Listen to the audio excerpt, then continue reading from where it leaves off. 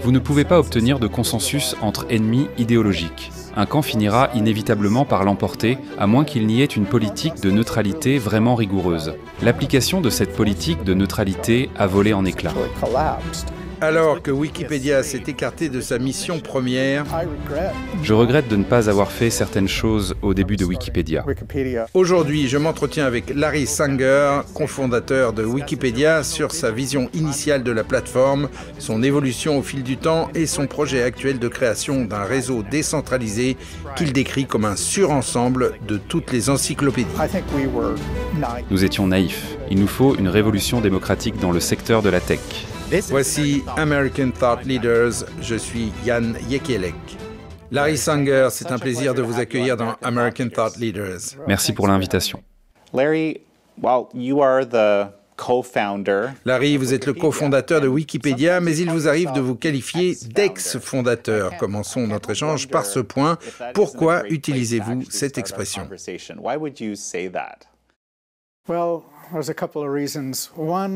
Eh bien, il y a plusieurs raisons. La première, c'est que pendant de nombreuses années, Jimmy Wales m'a refusé ce titre.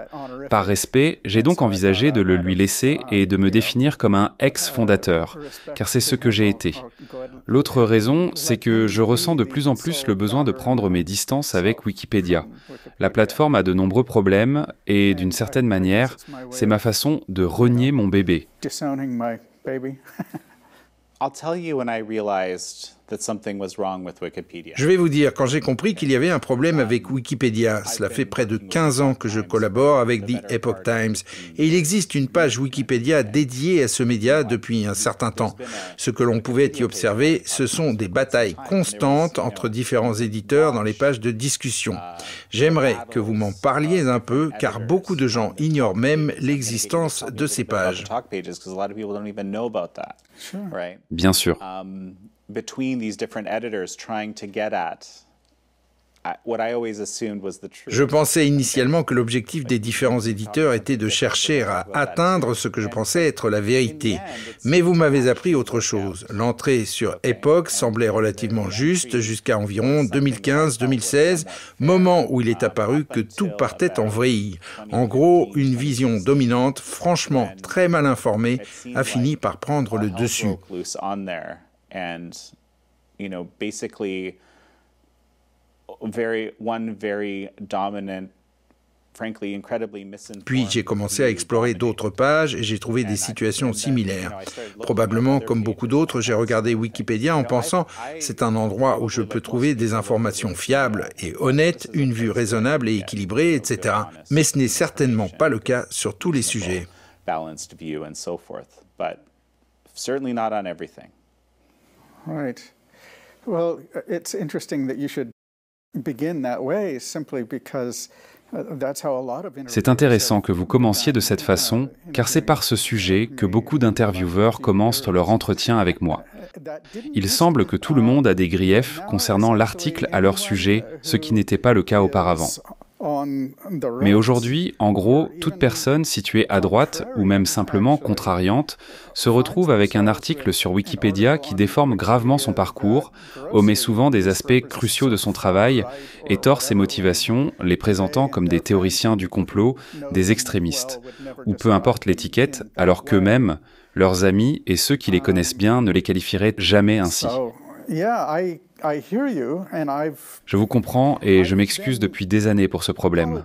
Comme vous le dites, cela a vraiment empiré au cours des 5 dernières années.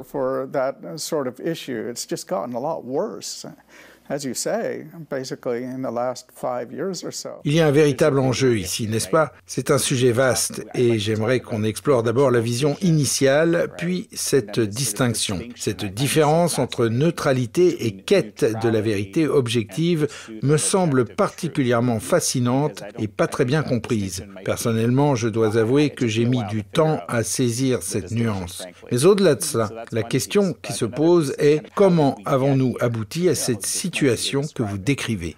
D'accord. Par où devrions-nous commencer? Eh bien, pourquoi ne pas commencer par votre vision, puis nous raconter ce qui a mal tourné? D'accord. Je vais commencer par vous parler de la mission qui m'a été confiée. J'ai été recruté par la société de Jimmy Wales, Bomis, dont il était le PDG, pour occuper le poste de rédacteur en chef de Nupedia. La mission était claire, créer une nouvelle encyclopédie. Il voulait que je sois la personne qui initie ce projet. Cette encyclopédie devait être gratuite, ouverte à toute personne qui souhaitait y contribuer, mais également respectable. Enfin, elle devait être bâtie sur les principes de l'open source. Cela signifiait que chacun pouvait non seulement accéder au contenu, mais aussi l'adapter ou le forker, c'est-à-dire en créer une version dérivée à l'image de ce qui se fait avec Linux ou d'autres projets open source. Mais ici, il ne s'agissait pas de logiciel, il s'agissait de contenu. La vision était celle d'une encyclopédie gigantesque, alimentée par des millions de contributions volontaires. Au départ, nous nous sommes demandé si chaque sujet devait avoir plusieurs articles ou un seul. Faute de contributeurs suffisants, nous avons opté pour un article unique par sujet, mais aujourd'hui, je pense que rien n'empêche d'avoir plusieurs perspectives. Quand nous sommes passés de Nupedia à Wikipédia un an plus tard, l'idée était d'avoir un système collaboratif pour que les gens qui travaillent ensemble puissent le faire efficacement.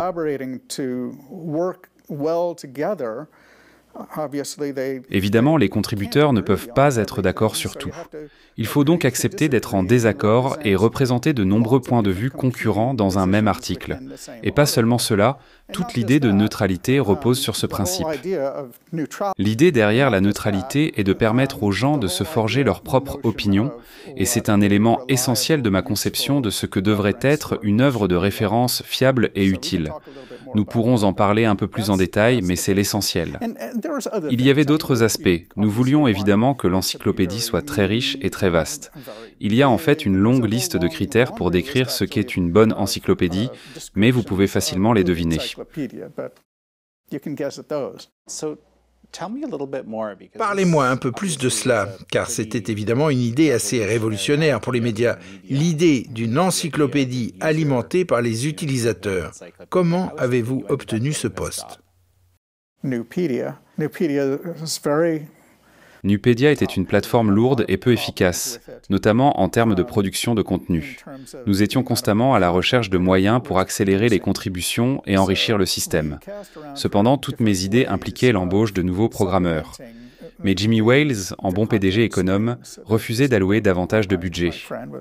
Un jour, lors d'un dîner dans un restaurant mexicain à San Diego, un ami m'a parlé des wikis.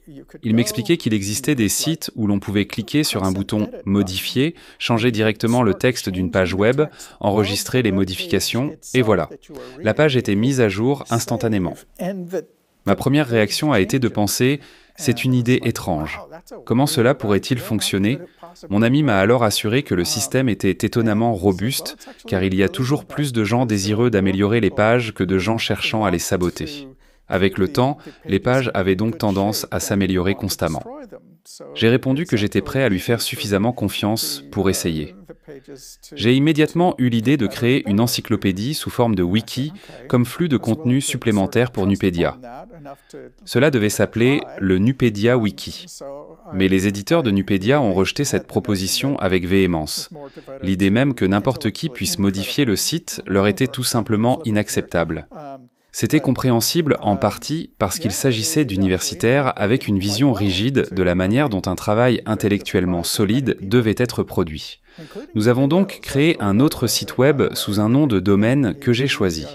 Et bien que l'idée ait semblé improbable au départ, elle a fini par rencontrer un succès inattendu, à la surprise même de Jimmy Wales, qui n'était pas très enthousiaste au début, notamment parce qu'elle risquait de déplaire aux éditeurs de Nupedia. Mais j'ai continué de plaider pour l'idée, convaincu qu'elle fonctionnerait. Je pensais que ce wiki pourrait fournir un flux continu de contenu pour Nupedia, mais la suite des événements a pris une tournure inattendue. Wikipédia, comme nous avons fini par l'appeler, a rapidement éclipsé Nupedia, qui a malheureusement été laissé à l'abandon. Je n'avais pas assez de temps pour travailler dessus, et Wikipédia demandait tout le temps que je pouvais y consacrer. Donc au cours de la première année de Wikipédia, il s'agissait de mon travail à plein temps. So let's talk about this neutrality, okay? Because Parlons de cette notion de neutralité, d'accord? Comme je l'ai mentionné plus tôt, j'ai toujours supposé que je pouvais aller sur Wikipédia et y trouver la vérité. C'est en quelque sorte ce que les gens s'attendent à obtenir des médias, dans une certaine mesure. Je me souviens avoir lu il y a 6 mois, en découvrant une partie de votre travail, que votre vision n'était pas en revanche de chercher la vérité objective, mais la neutralité. Expliquez-moi cela. Well, the difference between neutrality and objective truth. La différence entre viser la neutralité et rechercher la vérité objective dans un écrit réside dans la nature même de ces concepts. La vérité objective est souvent sujette à désaccord.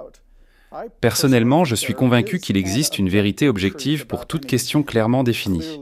Avoir une œuvre de référence qui ne contienne que cette vérité serait merveilleux, sans aucun doute. Cependant, le problème est qu'il est quasiment impossible pour 2 personnes de s'accorder sur ce que cette œuvre devrait inclure. La neutralité, en revanche, repose sur un principe différent. Elle consiste à présenter de manière équilibrée les divers points de vue sur un sujet.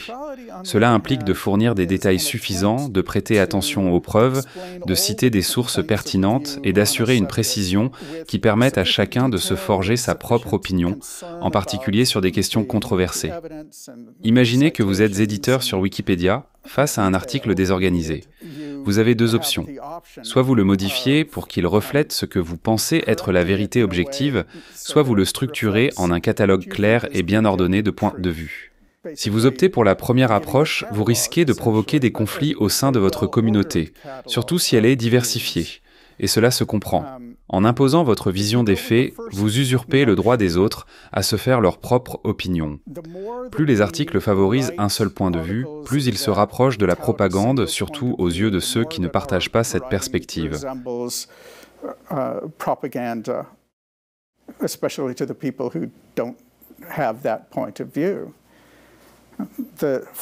La propagande, par définition, vise à forcer les gens à croire ce que vous voulez qu'ils croient, souvent sans leur fournir de bonnes raisons. Or, de bonnes raisons émergent toujours d'un examen des autres points de vue et des réponses apportées à ceux-ci.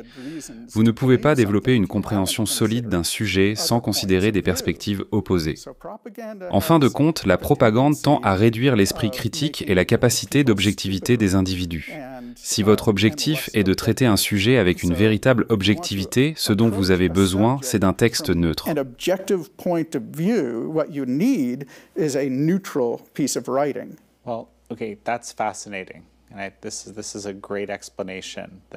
Très intéressant. C'est une excellente explication. Vous avez dit qu'actuellement, Wikipédia reflète le point de vue de l'establishment. Que voulez-vous dire exactement par là? Well, we can see by reading the New York Times and the Washington Post. On peut constater, en lisant le New York Times, le Washington Post, en regardant les journaux télévisés ou en lisant les livres promus par le New York Review of Books, qu'il existe certaines idées que les puissants, souvent des personnes bien éduquées, veulent que nous croyions et qu'ils croient ou veulent faire croire être des opinions majoritaires. C'est cela, le point de vue de l'establishment, la vision promue par les élites et les puissants.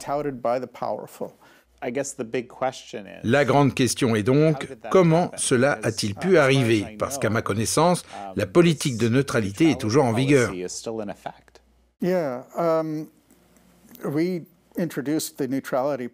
Oui, nous avons introduit la politique de neutralité avant même que Wikipédia ne soit conçue. Wikipédia l'a ensuite hérité de Nupedia. Wikipédia a vraiment fait un effort pour rester neutre pendant, je dirais, ses 5 premières années environ.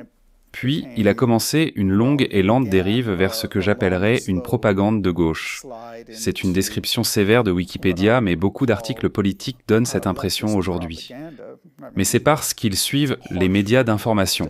Du moins, c'est ce qu'ils ont fait au cours des 10 ou 15 dernières années. Ils ont progressivement éliminé tous les blogs, puis, plus récemment, presque toutes les sources d'informations conservatrices comme référence pour leurs articles. Ainsi, à mesure que les médias et l'establishment se sont orientés davantage vers la gauche, le contenu de Wikipédia a suivi cette évolution. Il aurait été difficile pour moi d'accepter que cela puisse arriver et que ce soit aussi frappant, même il y a 10 ans. Pour autant, la dérive et le glissement vers un point de vue de centre-gauche étaient déjà perceptibles en 2010.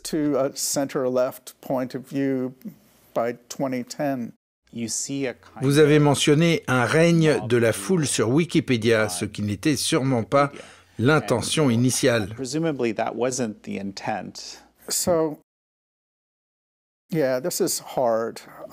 C'est effectivement un problème complexe. Au départ, Wikipédia était un projet collaboratif. Les wikis en général, Wikipédia n'étant d'ailleurs pas le premier, ont vu le jour vers 1995.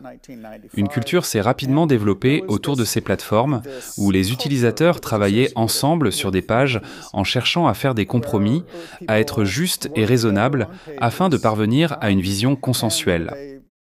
Wikipédia a hérité de cette approche, mais elle n'a finalement pas fonctionné comme prévu.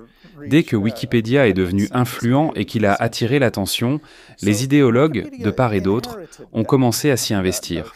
Vous ne pouvez pas obtenir de consensus entre ennemis idéologiques. Un camp finira inévitablement par l'emporter, à moins qu'il n'y ait une politique de neutralité vraiment rigoureuse. Mais l'application de cette politique de neutralité a volé en éclats. Et un camp a fini par dominer. Lorsqu'il n'existe pas de mécanisme pour résoudre les conflits éditoriaux, au-delà des simples discussions, cela crée un vide de pouvoir. Sans cadre éditorial établi, sans hiérarchie ni processus décisionnel clair, certaines personnes ont alors acquis plus d'influence. Elles avaient plus d'alliés dans la communauté et ont maîtrisé les jeux en coulisses. Cela illustre ce qu'il se passe quand la loi de la foule règne et qu'il existe un vide de pouvoir. Mais les événements ensuite ont pris une tournure encore plus autoritaire. Wikipédia, qui était un espace libre dans ses premières années, a progressivement changé. Entre 2003 et 2005, voire jusqu'en 2009 sur certaines pages, le projet ressemblait presque à une foire d'empoigne. Vous pouviez intervenir librement, exprimer vos opinions et débattre avec d'autres pendant des jours. Aujourd'hui, c'est tout le contraire. Si vous osez modifier des articles populaires, ceux qui ne sont pas encore entièrement verrouillés, vous risquez d'être exclu du projet dans certaines circonstances. De nombreux contributeurs m'ont raconté avoir vécu ce genre de situation. Ce n'est plus un environnement accueillant, c'est même devenu autoritaire.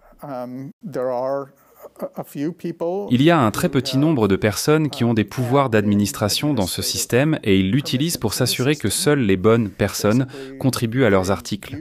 Vous devez être d'accord avec elles, les flatter, dire ce qu'elles attendent et suivre la ligne imposée. Parfois, cela signifie littéralement suivre la ligne du Parti démocrate. Mais j'ai aussi entendu dire que cette dynamique s'applique de manière similaire dans d'autres langues et pour d'autres partis politiques. Des personnes en viennent à vous contacter pour parler de ce problème? Oh, tout le temps, vraiment tout le temps. J'entends des gens se plaindre de Wikipédia chaque semaine, et ce depuis des années.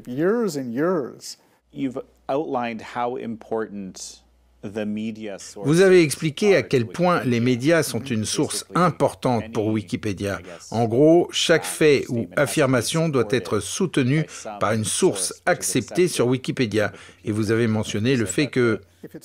Si ce n'est pas évident, il y a certaines choses que vous pouvez dire sans source, mais oui. Que ces sources ont été considérablement réduites au fil des années. Oui, le nombre de sources semble avoir été considérablement réduit pour des raisons idéologiques. En somme, vous affirmez que Wikipédia est une excellente source pour communiquer le point de vue de l'establishment. Mais si l'on cherche autre chose, il faut aller ailleurs, c'est bien ce que vous dites. C'est exactement ce que je dis. D'accord. Ce n'était pas comme ça avant, mais oui.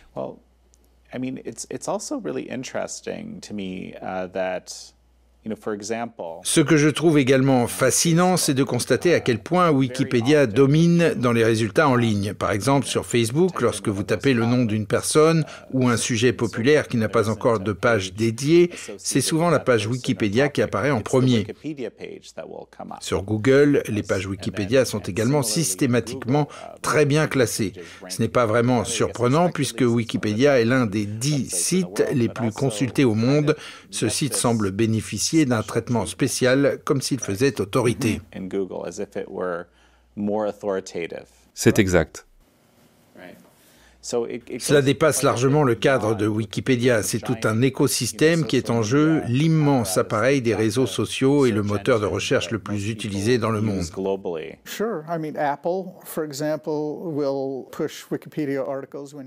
Bien sûr, prenez Apple par exemple. Lorsqu'on pose certaines questions, l'entreprise renvoie souvent à des articles Wikipédia. Je ne suis pas certain que ce soit encore le cas aujourd'hui, mais Wikipédia a clairement servi de base pour des articles de référence sous certaines vidéos YouTube.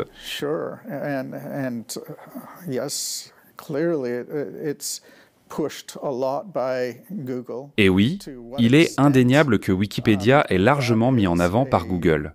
Quant à savoir si cela relève d'une politique d'entreprise ou simplement du fonctionnement de leurs algorithmes, je ne me prononcerai pas. Mais au fond, cela n'a probablement pas beaucoup d'importance.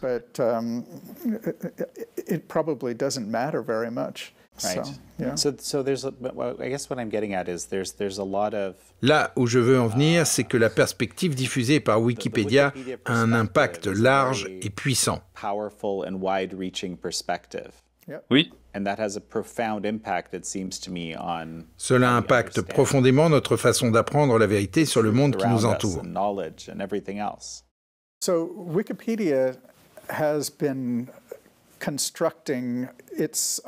Wikipédia a longtemps façonné sa propre réalité. Aujourd'hui, elle se contente de partager une réalité déjà établie, mais ce n'était pas toujours le cas. En 2006, Stephen Colbert a inventé le terme « wikialité » et à l'époque, je ne pense pas qu'il ait eu une opinion très favorable de Wikipédia. Il se moquait de la plateforme. Beaucoup de gens se moquaient de Wikipédia à ses débuts. On trouvait étrange qu'il existe une encyclopédie que tout le monde pouvait modifier. C'était effectivement le cas à l'époque, mais ce n'est plus le cas aujourd'hui. Je ne suis pas certain que Stephen Colbert ait apprécié certaines des perspectives qu'il voyait sur Wikipédia à l'époque, car la plateforme était alors plus neutre. Et j'ai l'impression qu'il apprécie maintenant la wikialité. J'aimerais lui poser la question.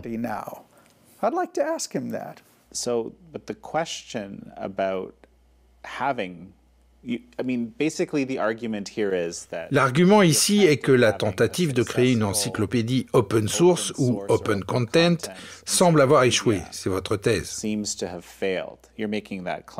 Je ne dis pas qu'elles sont toutes vouées à l'échec, loin de là. Pas forcément toutes, donc. Bon, très bien. Pourquoi le penser ? Eh bien, je pense que ce que nous avons appris, c'est que Wikipédia est et a toujours été centralisé simplement parce que c'est un site web unique avec un article par sujet. Il a toujours été difficile, au minimum, pour une telle ressource de représenter équitablement tous les points de vue.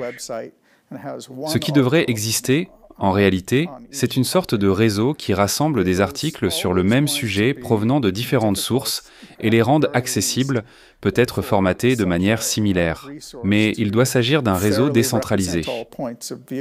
En d'autres termes, je ne parle pas d'un nouveau projet ou d'une nouvelle plateforme qui pourrait être dominée par un nouveau groupe. Je parle d'un réseau véritablement décentralisé, sans leader, un peu comme les blogs. Ensemble, ces blogs forment quelque chose appelé la blogosphère.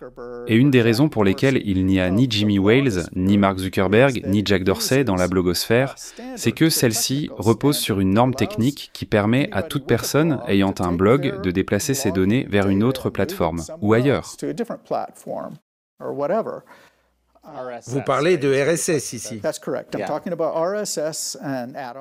C'est exact, je parle du RSS. Adam, c'est vraiment essentiel.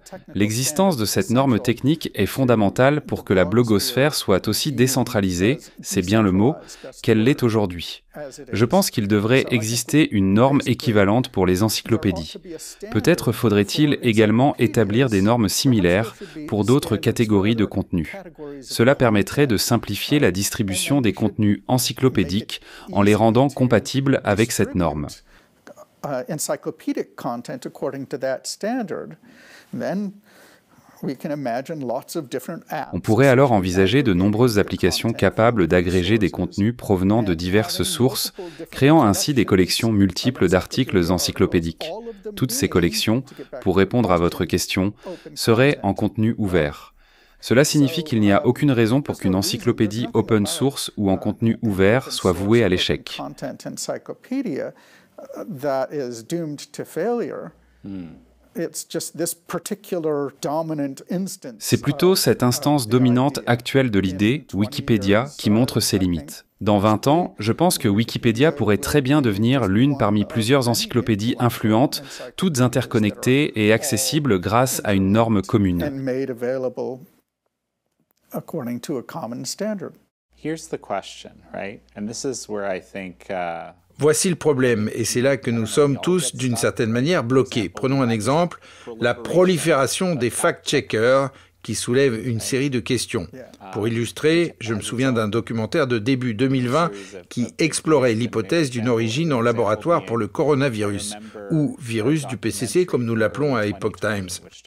Ce documentaire a été vérifié sur Facebook, mais il s'est avéré que la personne chargée de la vérification était en réalité liée au laboratoire de Wuhan. Ce que les gens cherchent à savoir, c'est quelle crédibilité accorder à une source donnée, que ce soit en termes de fiabilité des informations ou même simplement de qualité de perspective. C'est tout le défi, n'est-ce pas ?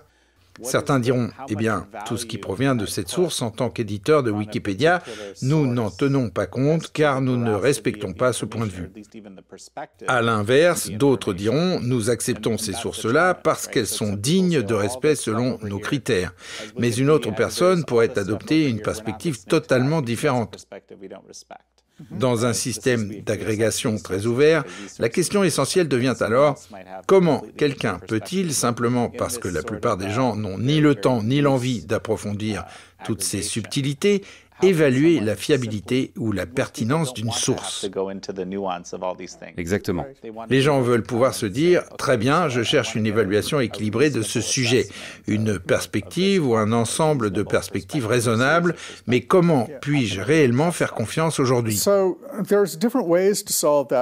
Il existe plusieurs approches pour résoudre ce problème, et l'organisation que j'ai fondée l'année dernière pour établir des normes pour les encyclopédies propose une idée spécifique, intégrer des standards de notation. L'objectif est de permettre à n'importe qui de publier des évaluations sur différents articles. Par exemple, l'American Medical Association pourrait identifier ses membres, pondérer leurs évaluations sur des sujets médicaux et compiler une sélection des meilleurs articles disponibles en ligne dans ce domaine. Ce processus fonctionnerait comme une version décentralisée de la révision par les pairs. Ce concept pourrait évidemment être généralisé et appliqué par d'autres groupes, pas seulement l'AMA. Pour garantir l'intégrité du système et prévenir les abus, des listes blanches seraient sans doute nécessaires. Différentes personnes ou organisations pourraient établir leur propre liste d'experts de confiance, partager ces listes et même évaluer les évaluateurs à travers des méta-évaluations. Un des projets que nous développons au sein de la Knowledge Standards Foundation est un lecteur pour ce que nous appelons l'encyclosphère, une plateforme qui agrège des articles encyclopédiques provenant de diverses sources à travers le web. Notre objectif n'est pas de publier notre propre lecteur, mais de fournir des outils permettant à d'autres de concevoir le leur en fonction de leurs besoins. On peut imaginer des lecteurs qui collectent des articles provenant de diverses sources, puis publier des sélections d'articles spécifiques comme une ressource accessible à tous. Par exemple, National Geographic pourrait publier une liste d'articles approuvés qui ne proviennent pas uniquement de Britannica, de National Geographic lui-même ou de Wikipédia, mais aussi d'une multitude d'autres sources. Ce qui rend cela possible, comme je l'ai mentionné, c'est l'adoption d'un format commun pour tous ces articles. Ce détail, bien que technique, est crucial. Il permettrait à ces différentes sources de connaissances de se connecter à un réservoir commun d'informations. Ce dépôt de connaissances couvrirait le monde dans sa totalité, incluant toutes les perspectives, cultures et nationalités.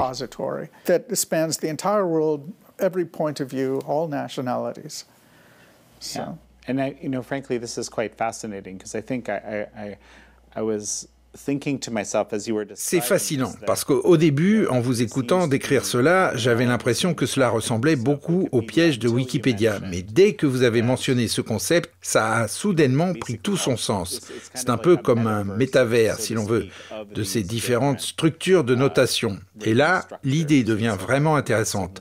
La meilleure qualité d'information pourrait émerger de ceux qui cherchent réellement à obtenir une perspective raisonnable sur le monde. Get a reasonable perspective on the world. Right.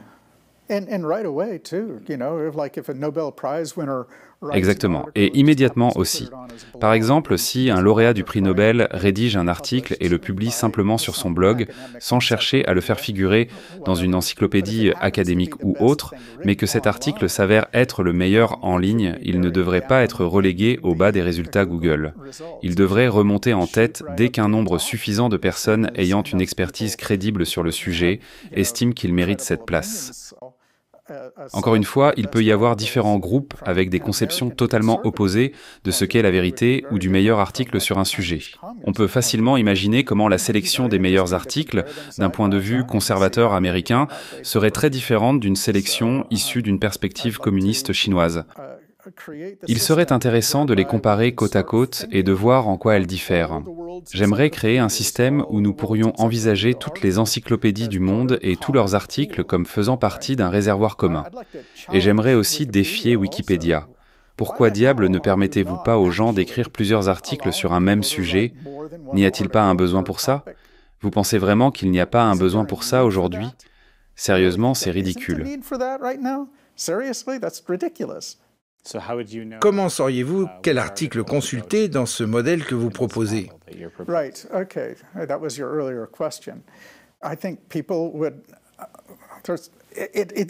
Exactement, d'accord. C'était votre question précédente. Je pense que les gens s'adapteraient, ce serait comme l'Internet aujourd'hui. On est confronté à un flot massif d'informations, mais il existe de nombreuses façons de résoudre ce problème. Vous pouvez faire confiance à certaines marques ou à des éditeurs pour sélectionner les articles à votre place. Ce que j'aimerais, c'est créer un système qui soutienne toutes les différentes solutions à ce problème. Mais je ne veux certainement pas que ce soit Google qui décide à ma place, ça c'est sûr. C'est exact. J'allais dire, vous pouvez venir regarder American Thought Leaders et découvrir ce que Larry Sanger pense. Vous avez une solution, et ce qui est intéressant dans votre approche, c'est qu'elle n'est pas encore complètement aboutie. C'est quelque chose sur lequel vous travaillez activement en développant les normes nécessaires. Et je trouve cela vraiment intéressant car résoudre ce genre de questions prend du temps, nécessite de la réflexion, des échanges, des débats, et c'est souvent chaotique, n'est-ce pas? La démocratie, d'une certaine manière, est un peu similaire, chaotique de cette façon.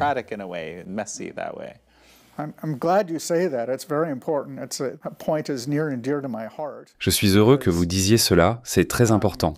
C'est un sujet qui me tient particulièrement à cœur, car je regrette de ne pas avoir fait certaines choses au moment où je lançais Wikipédia. Je vois Wikipédia comme une opportunité manquée, et certains de ces problèmes sont de ma faute. Par exemple, j'aurais pu insister beaucoup plus pour mettre en place un processus de prise de décision plus démocratique, et je ne l'ai pas fait. Je n'ai tout simplement pas essayé de résoudre ce problème lors de la première année du projet. Et il y a d'autres choses également. Je pense qu'il est vraiment important qu'il existe une organisation, comme la Knowledge Standards Foundation, pour offrir un forum où nous pouvons rassembler de nombreux experts et réfléchir précisément à ce que nous voulons accomplir. Nous essayons de mettre les éditeurs d'encyclopédies et le grand public sur la même longueur d'onde. Les idées de base ne changeront peut-être pas beaucoup. Nous savons que nous voulons un réseau décentralisé, c'est certain. Cela fait partie de l'idée centrale immuable. Nous savons également avec certitude qu'il n'y aura pas de structure éditoriale centrale imposant un biais. Mais il y a de nombreuses variables à prendre en compte. Honnêtement, je suis très préoccupé par le fait que, si cette idée est si bonne, elle pourrait également finir par être récupérée par l'establishment, d'une manière ou d'une autre. L'une des questions que nous allons aborder au cours de l'année prochaine et des années à venir est la suivante. Comment empêcher cela de se produire? Comment maintenir ce système décentralisé? Pas seulement le rendre décentralisé au départ, mais garantir qu'il le reste, de manière quasi constitutionnelle pour ainsi dire. Well, I mean, it's a fascinating question. As we're discussing now, I'm thinking to myself, Wikipedia, Google, Facebook, these are C'est une question fascinante. Pendant que nous en discutons, je me dis que Wikipédia, Google, Facebook, ce sont en réalité des sites web qui dominent Internet, le World Wide Web, n'est-ce pas? Et ils sont les points d'entrée pour tant de personnes à travers le monde pour quasiment toutes leurs informations. Ils ont pris une direction idéologique particulière. Alors, comment ces petites initiatives, face à des ressources financières limitées, un public immense, peuvent-elles espérer percer dans ce contexte?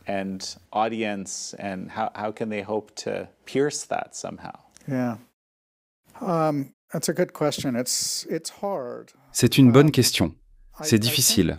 Mais je pense qu'en fin de compte, il est possible que de nouvelles idées, meilleures, finissent par s'imposer.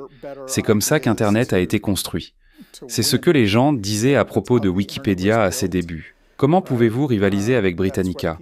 Comment pouvez-vous espérer les défier? Surtout parce qu'à l'époque de notre lancement, Britannica avait rendu son contenu gratuit. Ils l'ont ensuite verrouillé et mis en place un paywall. Oui, c'est intimidant, mais quand on regarde ce que nous proposons, cela devient très clair. Nous allons mettre tout le contenu encyclopédique du monde dans un seul réseau. C'est une vision extrêmement convaincante. C'est facile à réaliser. Les problèmes techniques ne sont pas difficiles à résoudre, il suffit de faire le travail.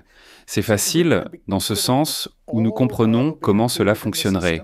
Ce n'est en revanche pas facile dans le sens où cela pourrait être fait du jour au lendemain, car ce n'est pas le cas.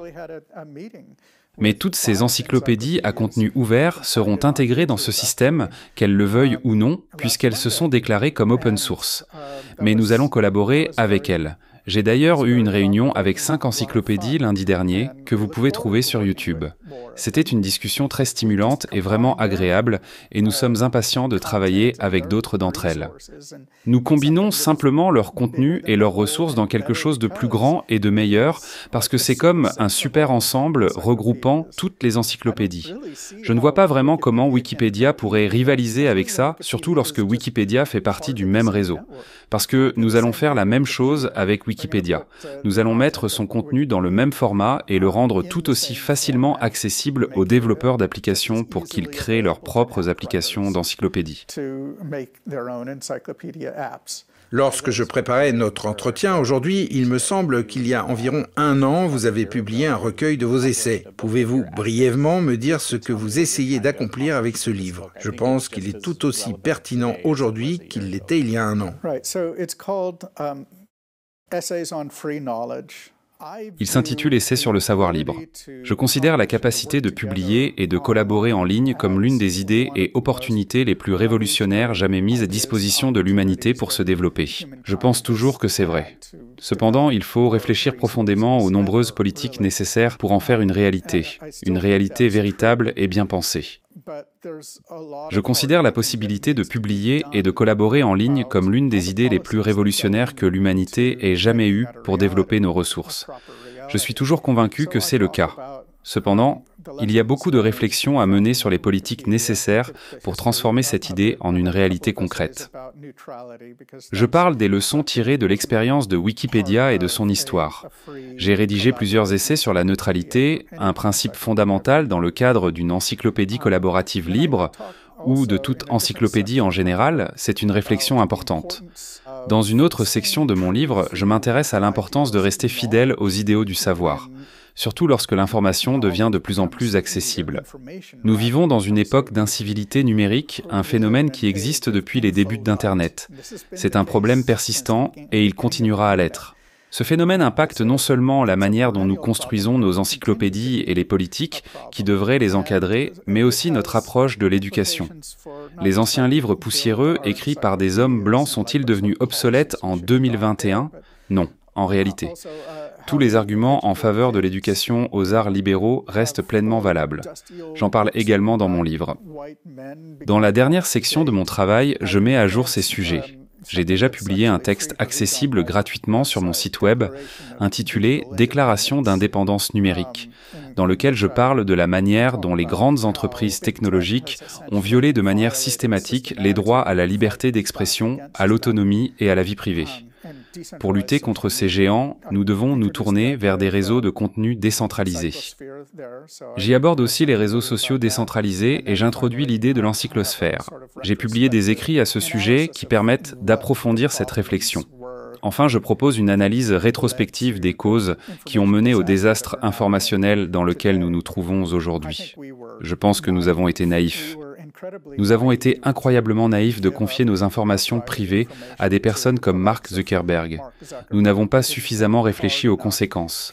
Ceux qui savaient les dangers à venir, eh bien, nous aurions dû les écouter davantage. Ils auraient dû disposer de plateformes plus importantes, et ces préoccupations auraient dû être davantage médiatisées. Au lieu de cela, ces entreprises centralisatrices ont été placées dans une position dominante, nous permettant ainsi de devenir dépendants d'elles. C'est un problème grave aujourd'hui, et encore une fois, la solution réside dans la décentralisation. Mais la décentralisation ne représente qu'une couche technique au service d'une idée plus profonde, le pouvoir au peuple. En d'autres termes, pour que l'information soit véritablement décentralisée, elle doit être distribuée parmi de nombreuses entités, individus et organisations opérant de manière indépendante. C'est cela, le pouvoir technique donné au peuple. Voilà la véritable solution. Ce dont nous avons besoin, c'est d'une révolution démocratique dans le domaine de la technologie. Avez-vous un dernier mot avant que nous terminions? Oui, si vous souhaitez suivre les développements, je vous recommande de visiter Encyclosphère. Comme son nom l'indique, c'est encyclosphère.org. Vous y trouverez un formulaire d'inscription pour recevoir des informations générales sur le projet, ainsi que sur un séminaire plus approfondi à ce sujet. Nous organiserons une série de vidéos et de discussions autour de questions politiques importantes, entre autres. J'encourage vivement les gens à se rendre sur ce site. Nous allons également tenter de faire la même chose pour les réseaux sociaux, un sujet dont nous n'avons pas encore parlé.